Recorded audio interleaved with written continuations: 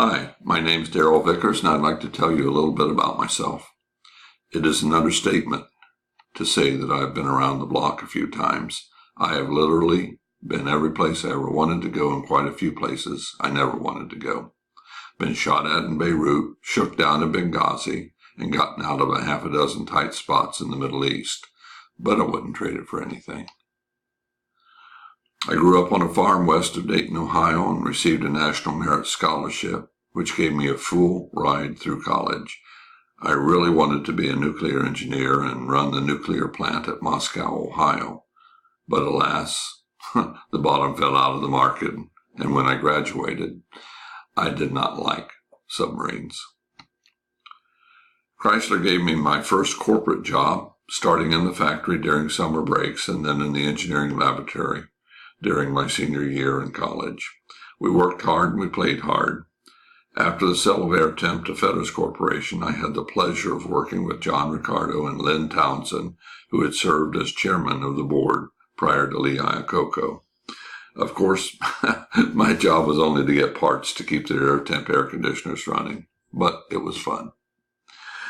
VPI was an export management company set up to service the international warranty obligations of Chrysler Airtemp and to continue to supply components in support of the overseas manufacturers that I had dealt with while at Chrysler. Our oldest daughter in 1984 undertook to count the number of visa stamps in my passports and stopped counting at 320. By that point in my life, I had been around the world and visited every place I'd ever wanted to see. Systems Research Laboratories was the systems integrator for the Pavlo 3E, which was a stealthy helicopter designed for insertion and extraction of personnel from behind enemy lines.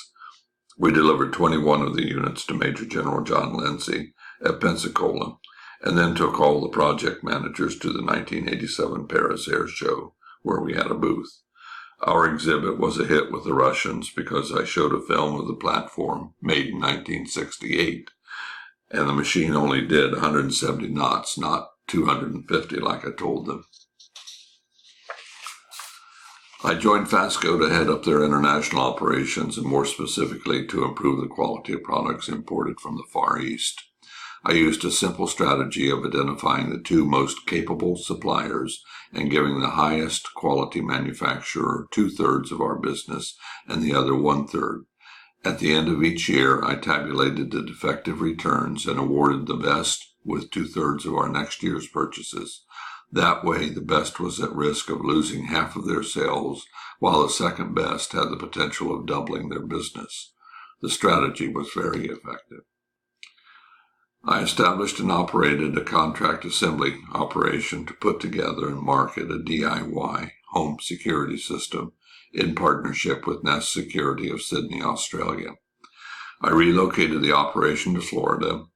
One of the things I did with my workers was explain that their hourly wage was only 81% of what the larger assemblers were paying. But at that rate, we were able to bid and get jobs away from the big firms. I further gave them back 19% of the profits we earned on each contract. The results were amazing. Work was finished ahead of schedule, they clocked out early, and morale was great. The workers' buy-in to the project and commitment to the job, when combined with Kanban assembly techniques, made for a very successful operation. I ran a buying co-op for a group of security distributors. During that time, the group entertained an offer from a national distributor of wire and cable, Anacom. Since each of the 36 locations had a specific price which they needed in order to sell, I had the task of coming up with a way to fairly allocate offers made during the negotiation process. I'm proud to say that I put matrix algebra to use and solved an equation with 36 variables derived from the balance sheet and income statements of each member.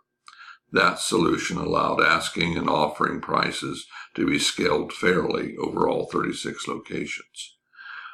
I served as the group vice president for community development and public affairs of the Greater Fayetteville Chamber of Commerce at a time when the membership exceeded 1,440 businesses. Within a block of the chamber, 3 U.S. congressional districts converged and allowed us to develop a strategy that leveraged our influence with the congressman. Our influence was felt in all 3 offices and used to benefit Fayetteville and Fort Bragg. I led a group meeting with our congressional delegation in Washington during the attack of 9/11/2001. One of the members of that delegation was the garrison commander of Fort Bragg. That experience was unforgettable. I enjoyed working with the MBA program at Fayetteville State University. My philosophy of education is simply, you learn what you need to know. The professor's job is to stimulate the student's need to know. My MBA students were in the classroom to glean as much information in as short of a period of time as they could. They were eager and engaging, willing to learn and share, and often hung out in my office to talk about their own experiences or further discuss some topic raised in class. I really believe that a person should pass along what it is that they have learned and done over the years. To that end, I have put together a workbook covering the essentials of the MBA program and have led seminars like the one at Lake Junaluska. My wife is a Methodist minister, and we both feel very strongly that we have a purpose in this world. We have established a nonprofit and have put our gifts and graces to work helping others. I often joke that it is my job to hold the nail while my wife swings the hammer. I have presented a number of papers at international conferences and have a particular interest in leadership, which is often described but seldom defined. I am also intrigued by the contrast of Ayn Rand's objectivism versus Robert Greenleaf's servant leadership. Well, there you have it. Feel free to contact me if you'd like any more information.